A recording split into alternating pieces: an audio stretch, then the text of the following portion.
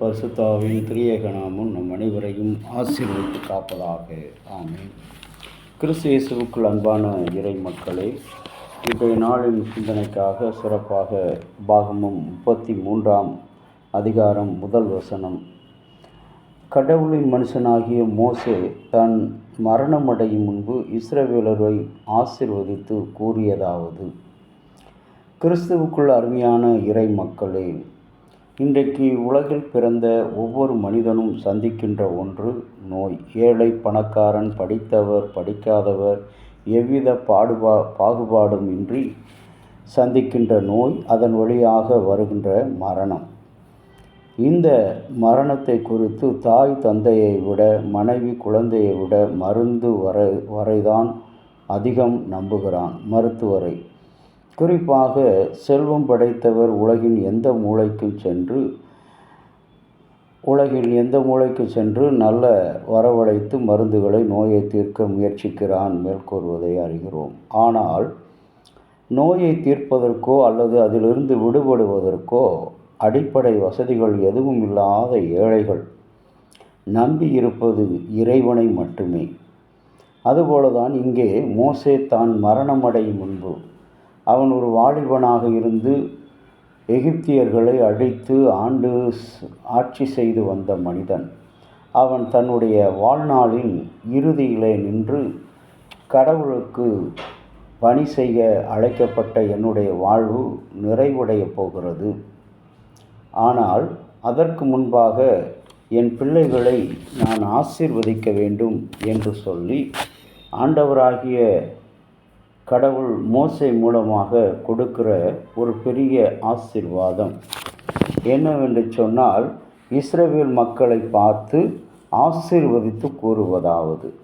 இன்றைக்கு பெற்றோர்கள் பிள்ளைகளுக்கு கடைசி நேர வார்த்தைகள், மரண நேர வார்த்தைகள், அது பயம் நிறைந்த வார்த்தைகள். ஒருவேளை தைரியமாக மரணத்தை சந்தித்த எந்த ஒரு தாய் தகப்பனையும் இந்த உலகத்தில் பார்த்ததில்லை, எந்த ஒரு மனிதனையும் பார்த்ததில்லை.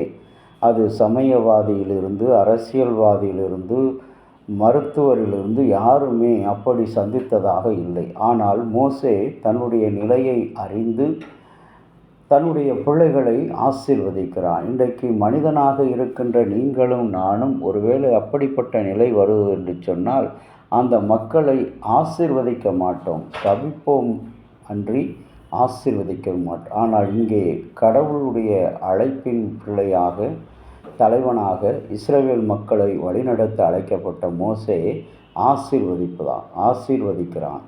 ஆண்டவராகிய கடவுளும் கூட இஸ்ரவேலரை ஆசீர்வதிப்பதே என்னுடைய சித்தம்.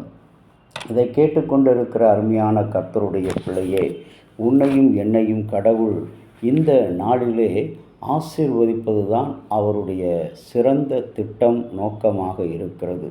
ஆகவே அவருடைய ஆசீர்வாதத்தை இந்த நாளிலே நாம் சுதந்திரித்து கொள்ள ஆண்டவரை நோக்கி ஜெபம் செய்வோம். மகா இரக்கமும் தயவும் நிறைந்த நல்ல பரலோக பிதாவே, உம்முடைய ஆசீர்வாதமான வார்த்தைகளை நாங்கள் கேட்டோம். மோசே மூலமாக மோசேயை எவ்வளவு முறுமுறுத்தார்கள், எவ்வளவு உதைத்தார்கள். அந்த நிலையிலும் கூட மோசே முறுமுறுக்காதபடி, கோபப்படாதபடி, தன்னுடைய மரண வேளை நெருங்குகின்ற நேரத்திலே இஸ்ரவேலை ஆசீர்வதிப்பதே எனக்கு பிரியம் என்று யெகோவா கடவுளாக, ஆண்டவராகிய கடவுள் மோசேயை கொண்டு இஸ்ரவேல் மக்களை ஆசீர்வதிக்கிறார். ஆண்டவராகிய இயேசுவும் நம்மை இந்த உலகத்தில் இயேசுவை என்னுடைய மரணத்தின் வழியாக நம்மை ஆசீர்வதித்திருக்கிறார். எனக்காக அழாதீர்கள், நீங்களும் உங்களுக்காக, உங்கள் பிள்ளைகளுக்காக அழுங்கள் என்று சொல்லி ஆண்டவராகிய கடவுள் இயேசு கிறிஸ்து ஆசீர்வதிப்பதை பார்க்கிறோம்.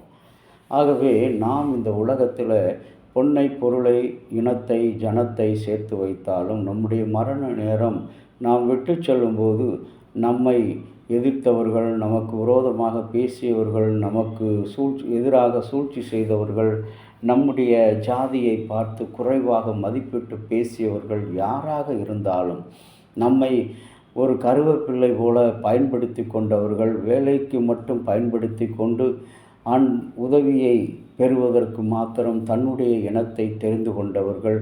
இவர்களை நாம் மரண நேரத்தில் நினைத்து நன்றி செலுத்தி அவர்களை வாழ்த்த அழைக்கப்படுகிறோம்.